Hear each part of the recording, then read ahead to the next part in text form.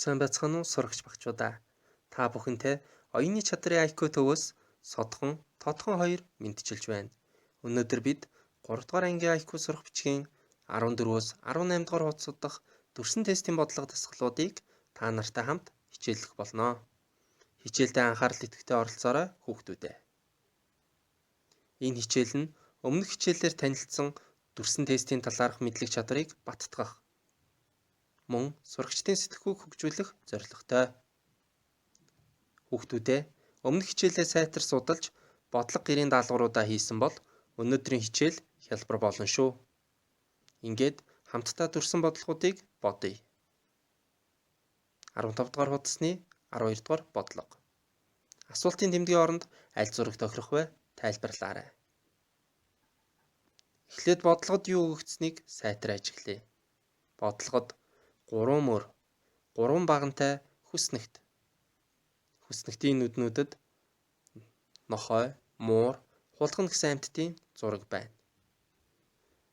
Хүснэгтийн нүд болгонд 3 амьтан байгаа хэдий ч ямар зүй тогтолтойд хараахан мэдэгдэхгүй л байна да. Ямар учиртай юм болоо? Хүүхдүүдээ мөрийн дагуу амьтан тус бүр хэд байгааг олъё. 1-р мөрд хулгана 3, нохой 3, муур бас 3 байна. 2-р мөрд хулгана 3, нохой 3, муур 3 байна.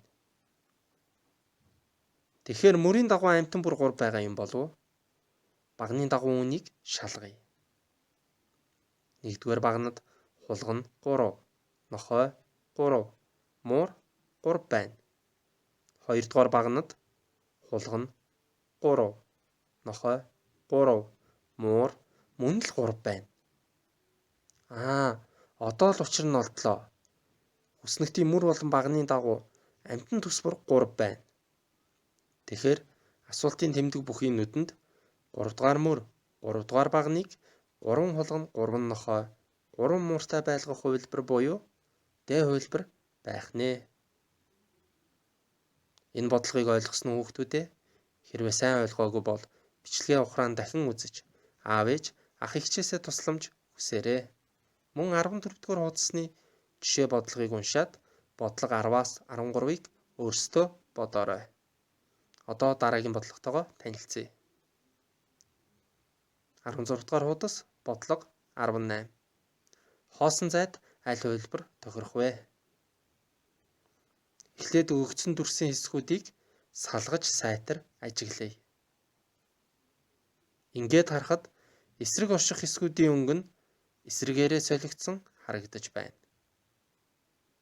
Өөрөөр хэлбэл цагаан өнгөтэй хэсэг улбар шар. Харин улбар шар нь цагаан болжээ.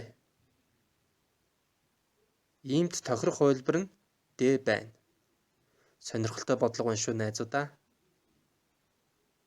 18 дугаар хуудасны 23 дугаар бодлого. Илүүц пирамидыг ол. Илүүцийг олох бодлогод бусдаасаа өөр, бусадтайгаа тохирохгүй хувилбарыг олох хэрэгтэй байдаг. Энэ бодлогод бүх хувилбарт хамгийн дээд талд улаан, доор нь шар, ногоон, цэнхэр, ягаан өнгөтэй хэсгүүд янз бүрээр байрлжээ. Пирамид буюу суврагуудыг дээрээс нь харж байна гэж төсөөлөөрэй. Тэгвэл хэрхэн харагдахыг бүгдээрээ зуръя. А хувилбарт хамгийн дээд талд улаан, доор нь шар, тэгээд ногоон, сүүлд нь ягаан дугуй харагданаа. Шар цэнхэр мөн цэнхэр ногоон өнгөтэй хэсгүүд яагаад харагдахгүй байна вэ гэвэл эдгээр нь хэмжээгээрээ ногоон болон ягаан битүүдээс жижиг юм. Иймд халахлагдаад харагдахгүй. Үүнтэй ижилэр бусад хувилбарууд дээрээсээ яаж харагдахыг зуръя. Эдгээрээс харахад А нь Д-тэй мөн БВ2 хоорондоо ижил харагдаж байна. Г хувилбар бусадтайгаа адилгүй байгаа учраас илүүц байх нэ. Хүүхдүүдээ өнөөдрийн хичээлээр үжилт танилцсан 3 бодлогоо ойлгосон бол 3 дугаар ангийн IQ сурах бичгийн 14-өөс 18 дугаар хуудасуудах дүрсэн бодлогуудыг бодоорой. Та бүхэнд амжилт хүсье. Дараагийн хичээлээр уулзтлаа. Түр баяртай.